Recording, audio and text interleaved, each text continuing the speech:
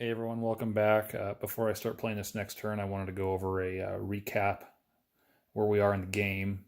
But before I do that, I'd made an error maybe a couple videos back with our hacker examining the RAM dump up in the computer room. I did that during the wrong phase, and the only way to make it right is to basically give up these three crew we had accounted for and put them back over in Norton's gear inventory. So the thing here is if Norton is killed before the end of the game, all of his equipment is destroyed, including the RAM dump. However, Norton still has a chance to examine it at a computer, or if he escapes alive in one of the shuttles, any evidence that's unexamined gets flipped over and counts as crew accounted for. So as long as he stays alive or has a chance to examine it, no big deal. That'll be 3 extra crew accounted for, but right now we don't have that guaranteed. All crew accounted for count for points at the end of the game. So we'll definitely want to examine those, but to make it right, we're going to put that back down there in his inventory. Our last turn, we moved from Orbital Decay, turn 1, and we flipped the first orbit marker, and we found out that we are still orbiting. So we have up to 4 full turns left where we may use cost-free movement through marine-occupied spaces to explore. Once we flip over the reentry marker, we're going to use a different track. We're going to use the atmospheric reentry track, and that is going to prohibit us to using combat turns only. And during combat turns, free movement is no longer allowed. And you've got every square you move through counts as a point, even if it's a human-occupied space. That is critical for our guys who are stuck in the ring. They have a long haul back, as it takes a long time, and so I think in a zero-G environment here, we're limited to 6 movement points. Every one of these blocks represents a turn, a combat turn, and you can only move 6 squares, or 6 movement factors. Here you're fine through the 5 zeros, but once you get here, you start rolling 2d6, and if you roll equal to or less than the number, the ship burns up on reentry, and everyone in the ship or attached shuttle is gone. We're definitely going to make it into this territory if people are committed in the ring still. We'll go over the various parts of the ship here and kind of discuss what we're going to do. From the lift shaft hatch there, from the ring, we've got Marines holding corridors all the way back to the shuttles, and we also, at the end of last turn, re-entered the transport shuttle. We'd already explored it, did not get ambushed, find any aliens. So right now we have a path back from our Marines that are furthest committed to the ring. Everyone right now, if we leave, has an escape route out. If we hang around and do some more exploring, we're going to start flipping these counters over, and we might find ourselves in a position where our furthest Marines in are potentially going to be lost on reentry. They might make it out, but the longer, further in we are, the less likely they are to make it out. So decision point here, I need to use 2 shuttles, both the transport shuttle and the Marine assault shuttle. I have 11 live Marines and 3 live crew discovered. That's 14 seats, and the Marine shuttle only holds 12 humans, so we're going to have to take both of those back. One other thing to know, before you launch the transport shuttle, both spaces, so the main passenger area here as well as the cargo bay, have to be explored. We did that early in the game. There is a potential, once you re-enter a previously explored space, that you could be ambushed, and the rules say both have to be explored, otherwise the Marines are ambushed as soon as liftoff. And I don't know if the intent of the rule is to force the player to, like the position we're in, to re-enter the cargo bay a second time immediately before departure, or if it suffices to have explored it at the beginning of the game and then re-entered, lifting off with the transport shuttle without entering it a second time. So we're going to play by the literal rule, and I'm not going to commit anyone to re-entering the cargo bay. We are so strung out here, we're going to put ourselves at high risk of having some negative encounters with aliens and events. What I wanted to do was, while we had a lot of time, I wanted to go back and secure our exit route out. We did not re-enter the atmosphere. I'm really tempted right now, and I think what I'm going to do is to just move everyone to the transport shuttles and kind of basically end the game, wait it out in a safe spot. If you have discovered 15 crew, accounted for 15 crew, live or dead, you can leave at any point.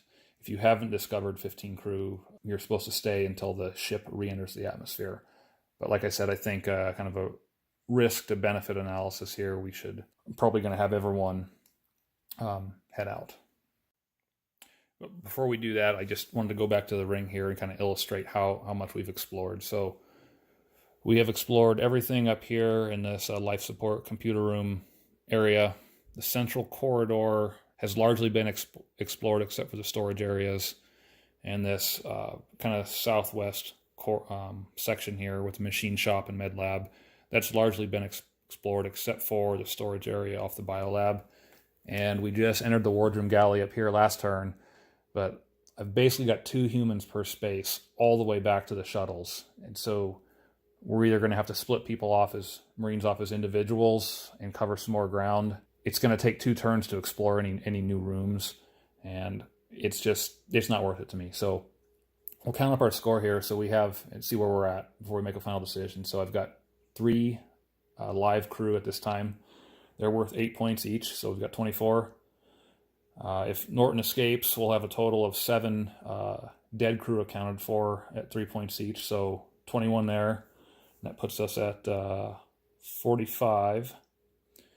We have 11 living Marines. And they're worth 1 point apiece only. One of those 11 is seriously wounded, but that doesn't affect the victory point any. So we are now from 45, we're moving up to 56 points. And if we escape with the transport shuttle, it's another couple, so that's 58 points. And that is more than enough for a total victory. So we are going to move all the Marines, and there's no point in showing this, actually playing it out, but all the Marines here during the human action phase. You slide the board over just a bit. Okay, so we're at the human action phase of an explore turn, free movement. So through human-controlled spaces. So everyone in the ring is going to haul butt back down here. They're going to pick up everyone else. And we're going to divide evenly into the shuttles. We have to have at least 1 pilot, and both of them are living. At least 1 pilot in the transport shuttle.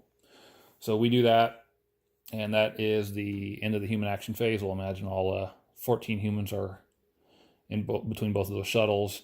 There's nothing to do in the alien action phase. We move to orbit, and flip that over, we get nothing. There is no discovery phase, and so what we're going to do here, slide this over.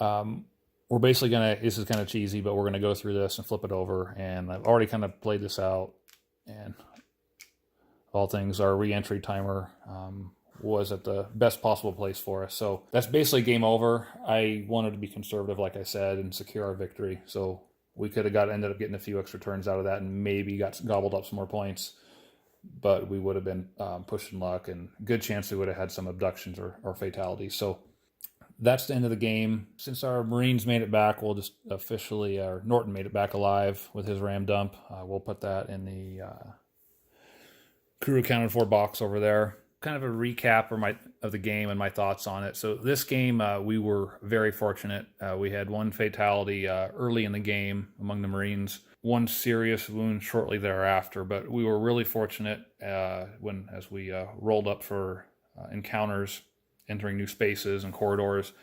We only seemed to get 1 alien, 2 aliens once or twice. Generally, they did not surprise us. A couple times we lucked out and the aliens couldn't reach us, or they whiffed an attack, which are generally fatal. So we had some really good luck and connected our shots where we needed to put the aliens down. This is not my best game, but maybe my second best outcome. I think I've done better more often than I've failed, but really happy with the results of this game.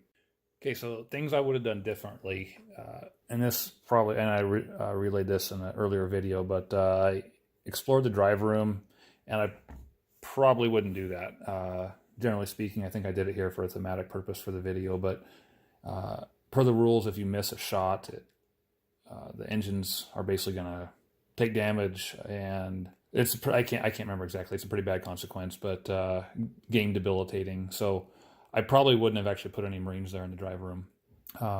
I did have one missed shot, and probably technically by the rules that bad outcome should have happened, but we just played it off like it hit the missed shot hit the bulkhead there, or sorry, hit the hatch. I probably also would not have explored up here in the astrophysics lab. I might have stayed out of storage, and I certainly would have stayed out of the spacesuit locker as well. The quarters are just too tight, and they're cluttered, which means the aliens are more likely to, if there's aliens in there, are more likely to land on you or occupy your square. And so if they do get to jump on you, not a good situation. And over here in the ring, I don't know if there's anything different I would have done. We stayed out of the storage rooms, which was different than we played in the astrophysics lab, and I think that was a smart move for the most part. We entered just the main rooms, and then we got down here to explored everything this part of the ring over here on the left side, and then the right portion of the ring.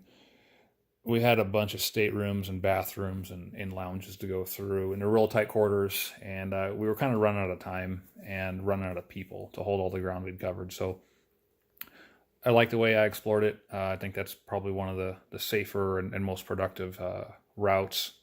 Well, I'm going to conclude here, and I want to thank you for following along. If you've made it this far, this is my first venture into filming game videos, and been an experience, kind of learning my way through it.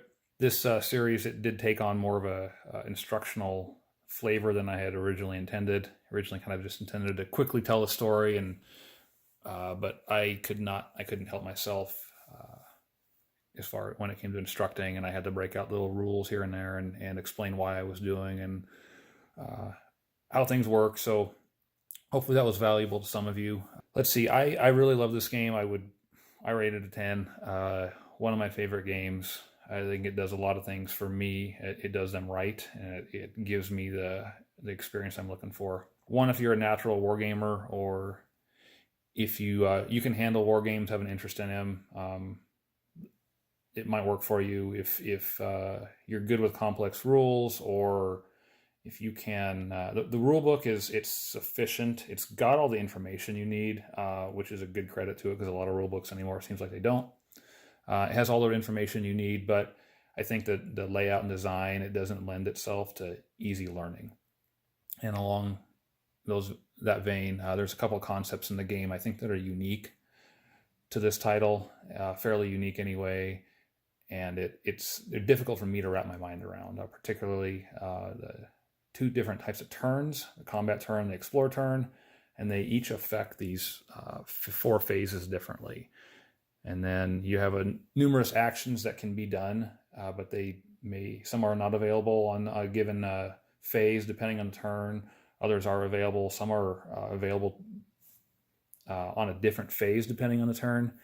And there's of course modifiers and all sorts of stuff that will affect you differently depending on the turn and the phase. So to me, learning that sequence of play was difficult. I think the rules probably could have handled it better. That's my biggest gripe. I think the game was just more difficult to learn than it could have been with the rules. But so if you have don't like rules that are have some ambiguity is not correct, but they're just a little disorganized. Maybe the layout of the rule book isn't the best. So if you've got a strong preference for really well written rule books that are easy to learn, games are easy to learn, this is going to present a challenge. I think it did for me.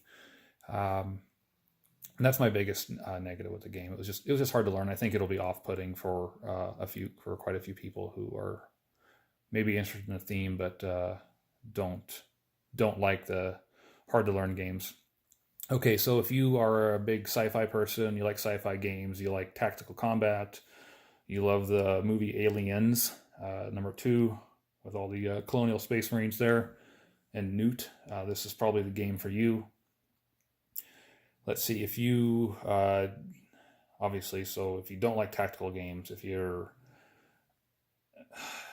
not into having your people get massacred and things get doomy and gloomy as the game goes on, like this one can, you're not guaranteed to win. There's a lot of luck that goes into this, but it can be mitigated by proper thinking and planning. If you're fine with luck and fine with kind of the vagaries of fate, you might enjoy this game. I do like how when you roll up encounters, there's a few stages to it.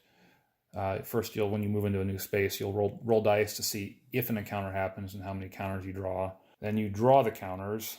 You've got die rolls, you've got counter draws, and it really mixes it up. You can't blame something bad happening on just a die roll. It seems to take the sting away from, a bad die roll, because you could get a good event, or you get a good die roll followed up by a bad event, followed by a good die roll, and there's definitely some swings in play that really keep me engaged. Hopefully I gave it kind of a good description there about what I like and maybe the challenges that some people might have to approach the game. So I think this is a great game for those who are, looking for sci-fi, kind of a war gamey dungeon crawler, very thematic game. So anyway, thank you for staying with me, and I'll see you around. Thanks.